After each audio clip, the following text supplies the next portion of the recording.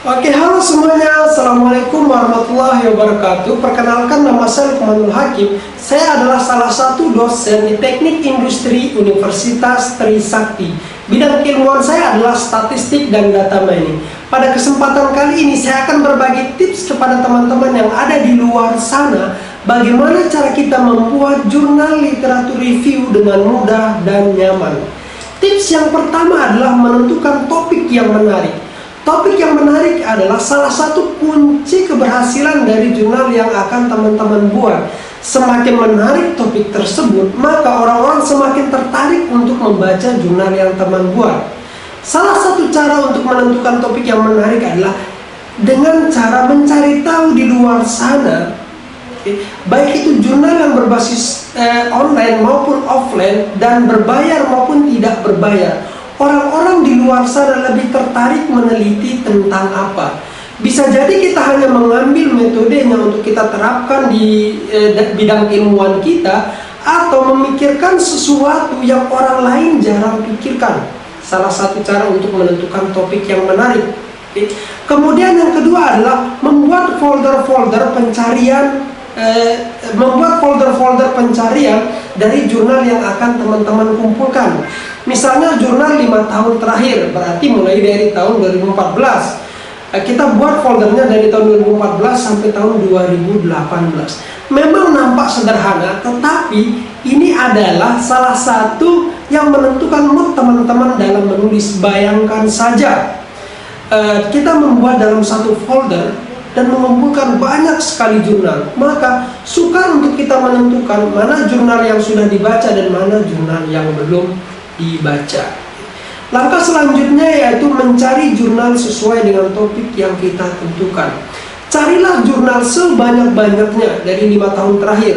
Kemudian kumpulkan jurnal tersebut. Setidaknya dalam satu folder isikan 30 jurnal. Berarti kita punya 5 folder, maka isinya sebanyak 150 jurnal.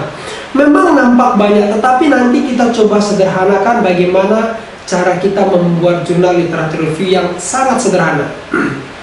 Oke. Kemudian langkah selanjutnya yaitu melakukan filtering. Nah, filtering di sini sangat efektif karena kita hanya menyaring jurnal yang sesuai dengan penelitian kita. Sisanya tidak kita ambil. Bisa jadi dari 150 jurnal kita hanya mengambil sebanyak 80 atau sebanyak 100 jurnal sesuai dengan bidang keilmuan kita atau sesuai dengan riset yang kita lakukan. Kemudian langkah selanjutnya adalah, ini tidak kalah penting, yaitu setidaknya teman-teman dalam sehari meluangkan waktu minimal 1 jam sehari untuk membaca dan menulis. Membaca dan menulis, atau bisa jadi di pagi hari. Temukan poin-poin penting di dalam jurnal tersebut. Poin-poin penting di dalam jurnal tersebut bisa jadi kita hanya menemukan di abstrak, maka kita tidak perlu membaca sampai ke bawah. Kalaupun tidak kita temukan di abstrak, cukup kita membaca metodologi dan hasilnya, maka kita akan menemukan proses-proses dari jurnal tersebut. Setelah kita menemukan poin penting dari jurnal tersebut, maka tulislah kembali. Menulis di sini bukan berarti copy paste, melainkan menceritakan kembali jurnal-jurnal yang kita baca tersebut, kita ceritakan dalam bahasa kita sendiri untuk menghindari terjadinya plagiarisme, agar tidak terjadi plagiat. Nah, langkah selanjutnya yaitu adalah teman. Nah, mencari teman.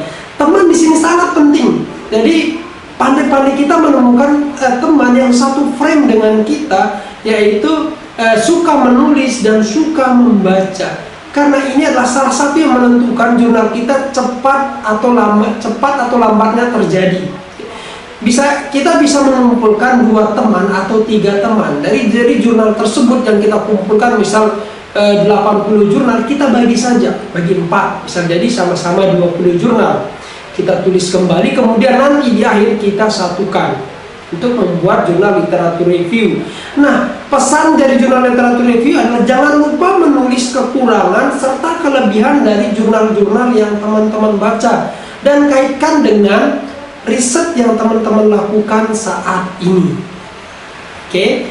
Langkah yang terakhir adalah tetap fokus dan nyaman. Buatlah diri kalian senyaman mungkin agar tetap fokus dalam menulis jurnal.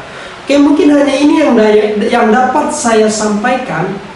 Kurang lebihnya mohon maaf. Sebelumnya saya ucapkan selamat ulang tahun untuk Universitas Trisakti.